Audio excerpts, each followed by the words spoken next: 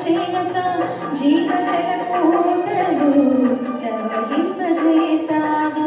ధూళిపై పాడైన ఎడారిగా నన్ను చేయక జీవజలమూటలు ప్రవహింపజేశావు.